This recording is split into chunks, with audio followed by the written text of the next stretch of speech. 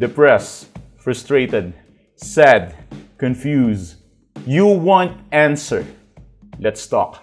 Give me a message sa page ko sa Philippine Dating Coach and you can have one-on-one coaching with Coach Baze, your dating coach. Just please subscribe to my channel and hit the bell button. Dalawang bagay na dapat mong itago or should I say, hindi dapat malaman ng ex mo. So, napakahalagang malaman mo ano bang meron kadalasan ng mga ex na yan after they broke your heart at meron silang guts para bitawan ka after ng ilang taon yung relasyon. So, ang una of course is power. Meron silang ability to do such thing after or before the breakup. Kasi kaya niyang sabihin lahat ng gusto niyang sabihin kahit ito pa ay magiging masakit sa'yo. Kaya kadalasan, ginagamit nila to manipulate you, to controls you para makakuha sila ng rewards from you. Gaya ng walang katapusang pagsusori, pagmamakaawa at upang kunin ang power mo. So sa paanong paraan? Ipamumukha ng ex mo, ikaw ang nagkulang. Kadalasan pa nga they are using your past against you. At kahit sila ang mali, na obvious naman, babalik ta rin kanila. At pangalawa, meron silang pride. Oo, pride.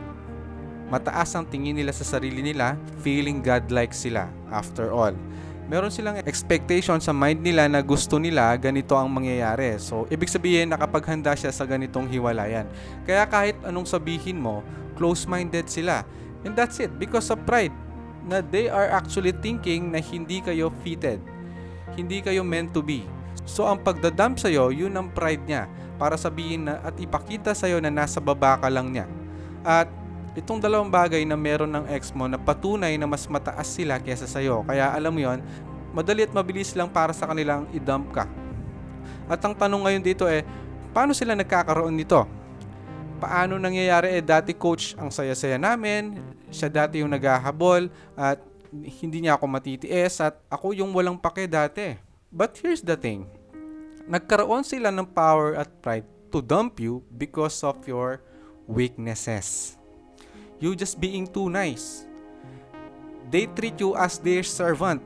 But if you are always the nice guy, if it is your 24/7 public persona, magka-come up ito into psychological dangers, especially in relationship.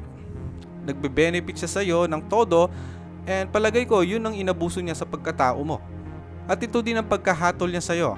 At ngayon, dahil kilala ka niya as their dumpy, there are things inside their mind na hindi magbabago not unless kapag hindi mo binigay o pinakita ang dalawang bagay na to.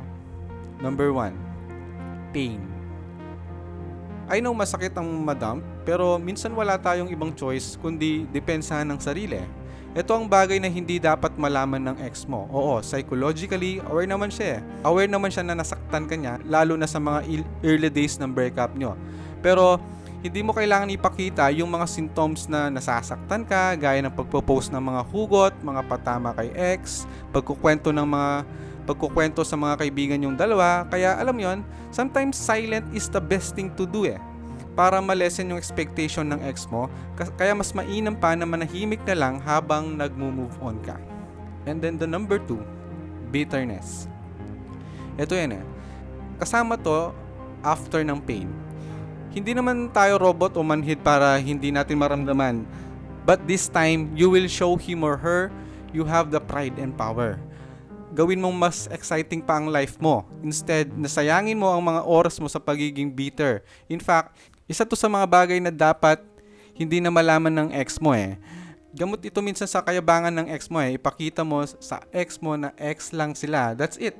Mindset kasi ng ex mo Hindi kayo magkapantay at alam niya sa sarili niya na mas mababa ka sa kanya. Stand up. Be more attractive. Always keep positive para ma-share mo yung positivity ng energy mo sa iba, lalo na sa ex mo na yon.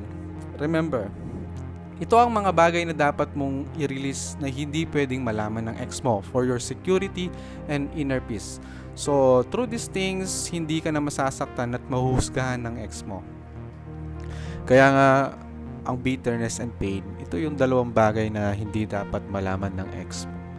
Kasi ito yung way niya ito yung pride niya ito yung power niya na before na kayo pa, alam niya to alam niya mangyayari at mararamdaman mo. So keep it up at hindi mo dapat obvious yung dalawang bagay na to. And this is your power, and as I can say, this is your pride. Pakita sa kanya na hindi siya mataas sa'yo at kaya mo siya. Although masakit sa atin yun, kaya sikreto siya. Pero at the end of the day, you are the winner. Kaya bitterness and pain, it is normal sa pag-move on.